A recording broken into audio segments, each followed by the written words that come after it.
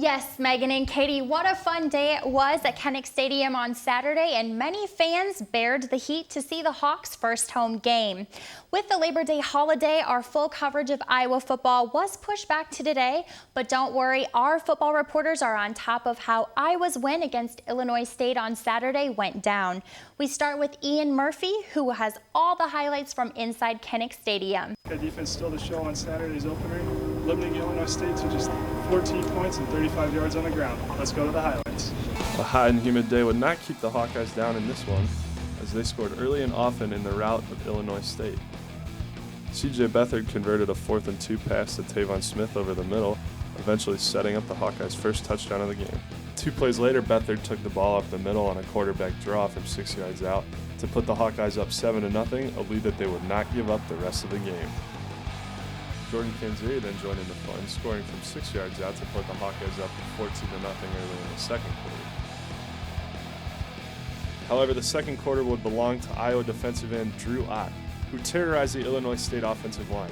Ott tallied both of his sacks in the second quarter and added 3 other tackles on the game.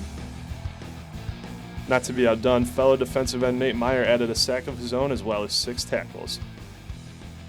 The dynamic defensive end duo totaled 3 of Iowa's 5 sacks on the day. Greg Maben provided a highlight tape for the secondary, however, flattening Illinois State's Marshawn Coppridge in the second quarter. The second half followed a similar script to the first as the Hawkeyes again came out firing. C.J. Beathard connected with Matt Vandenberg to score another touchdown to put the Hawkeyes up 24-0. And a drive later, Beathard dove in for a quarterback sneak to give the Hawkeyes a 31-0 lead. Illinois State would score twice.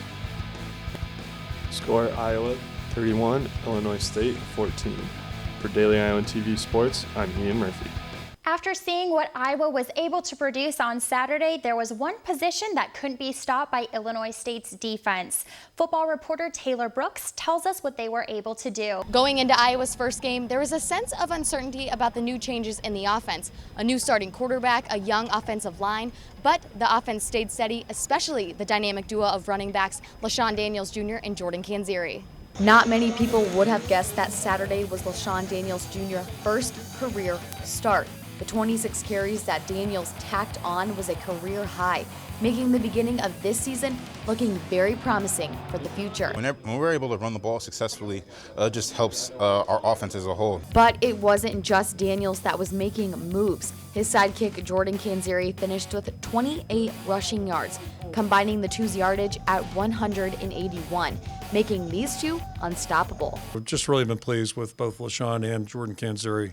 What we've seen them do, the way they've practiced in spring practice this camp. I'm very hopeful. I think they complement each other well and hopeful that we can just keep building on that. Something else Canzeri was able to do aside from the run game was the pass game.